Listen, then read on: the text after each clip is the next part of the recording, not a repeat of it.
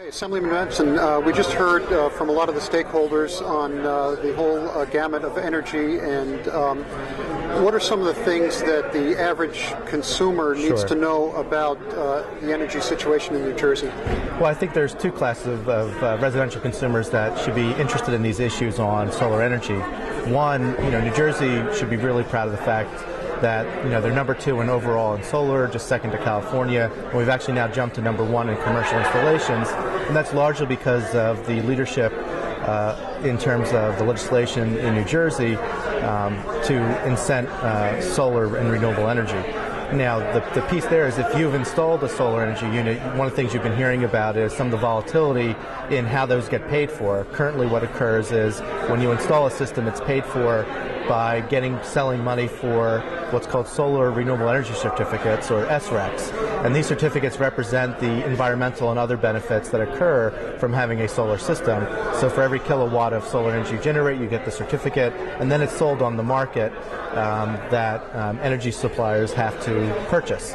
And that's part of our system here. It's a market-based system, and this allows the price to fluctuate. But what happened in the last 2 years we're seeing is because of a huge influx of federal incentives, those prices are dropping fast, and there's some concerns that that market for providing solar over the next couple of years are overheated, and that requires legislation and regulation to step in and really strengthen that market and set aside.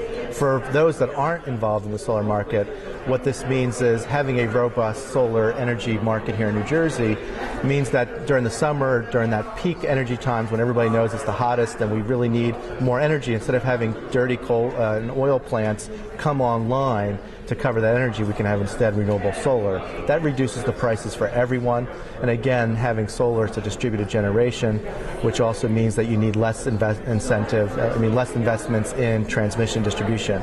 That means the less need to cut through large periods of open space to put even bigger transmission facilities.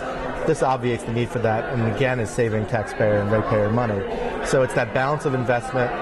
What this whole hearing today was about is fixing the market in the short term so that we can have a very successful and prosperous renewable energy portfolio going forward in New Jersey. The other thing we heard about in the hearing today was the area of energy storage. Obviously, electricity needs to be used when it's produced. Sure. What are we doing in terms of being able to store energy so that we can smooth out some of the peaks? Sure. In the energy storage side, whether it's heard about chillers, or there's other ideas that can be used where you're taking the low cost of energy in the evenings and then putting that into some type of storage technology to then be able to use during peak shaving times. That has a lot of value, especially during the summer times. And the question is, how do we do that in a way that can be done cost effectively and has the least amount of impact on ratepayers? And I think that's something that that's going to take a little bit longer of a discussion to do.